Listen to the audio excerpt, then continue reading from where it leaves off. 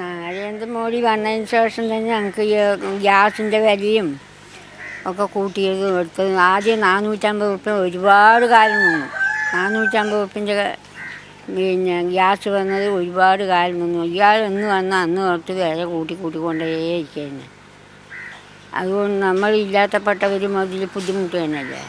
തൊട്ടതും സ്വർണത്തിനും എല്ലാത്തിനും വില കൂടുക തന്നെ. സ്വർണത്തിന് ദിവസം ദിവസം വില കൂട്ടുന്നു. ഇല്ലാത്തവരൊക്കെ അങ്ങനെ കഴിഞ്ഞു കൂടുക. സ്ത്രീകൾ മണിപ്പൂരിലൊക്കെ ഒരുപാട് സ്ത്രീകൾ എല്ലാവരും കൊന്നു തിന്നുന്നു. ഇനിയിപ്പോൾ എന്താ കഴിഞ്ഞു അവരെയൊക്കെ കൊല്ലാൻ വരുന്നോ ഒന്നും അറിയില്ല. നമ്മുടെ കേരളത്തിലാണ് ഇത്തിരി സമാധാനത്തിൽ ജീവിക്കുന്നത്. അതിനും കൂടി ഇപ്പോൾ തല്ലിക്കെട്ട് തന്നെ വരുന്നത്.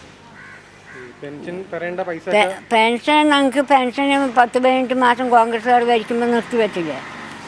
നിർത്തിവെച്ച് നമ്മുടെ കമ്മ്യൂണിസ്റ്റുകാർ വന്നപ്പോഴാണല്ലോ ഞങ്ങൾക്ക് എല്ലാം ചേർത്ത് ഒന്നിച്ച് തന്നല്ലോ. എല്ലാം തന്ന് ഞങ്ങളെ കട്ടൂലാണ്ടാക്കി.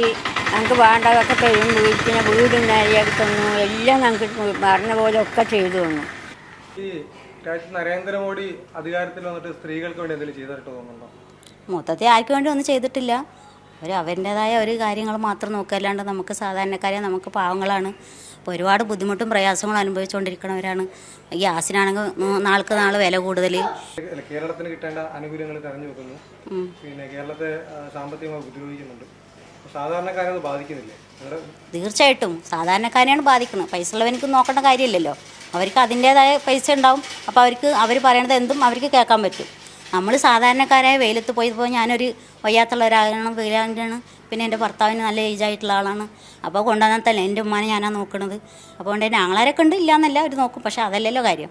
നമുക്ക് വേണ്ടി അവർ ഇരിക്കുമ്പോൾ നമ്മളവരെ നോക്കണ്ടേ. അപ്പോൾ അവർക്ക് അതിൻ്റേതായ എന്തെങ്കിലും കിട്ടിയെങ്കിലല്ലേ. അപ്പോൾ ഇങ്ങനെ നമ്മുടെ മാത്രമല്ലല്ലോ, ഒരുപാട് ഉമ്മമാരില്ലേ, ഇങ്ങനെ ഒരുപാട് പേരുണ്ട്. അപ്പോൾ അവർക്കൊക്കെ സാമ്പത്തികമായിട്ട് ബുദ്ധിമുട്ട് തന്നെ ഇല്ലയെന്നാണ് എൻ്റെ ഒരു ഇതിൽ. പിന്നെ അവരിനിപ്പോൾ അതാത് ഇലക്ഷൻ വരുന്ന സമയത്ത് മാത്രം ആർക്കും ധാരാളം ചെയ്തിട്ട് കാര്യമില്ലല്ലോ. നമുക്ക് എപ്പോഴും നിത്യജീവിതത്തിൽ നടന്നു പോകേണ്ട കാര്യങ്ങൾ അവർ ചെയ്യണം.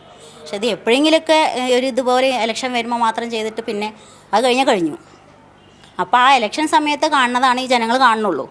അപ്പോൾ അതിൻ്റേതായ അപ്പോഴേ അവരെ സൈഡ് ഇതാവുള്ളൂ. നമുക്ക് എന്താണെന്ന് വെച്ചാൽ നമുക്ക് ഈ ഗ്യാസിനാണെങ്കിലും എല്ലാം കൊണ്ടും നമുക്കൊരു സാധാരണക്കാർക്ക് ജീവിക്കണമെങ്കിൽ നല്ല ബുദ്ധിമുട്ടാണ്. അപ്പോൾ അതിൻ്റേതായ ബുദ്ധിമുട്ടുകൾ ഇല്ലാതിരിക്കണമെങ്കിൽ നമുക്ക് നല്ല രീതിക്ക് നല്ല ഭരിക്കണവർ തന്നെ വരണം.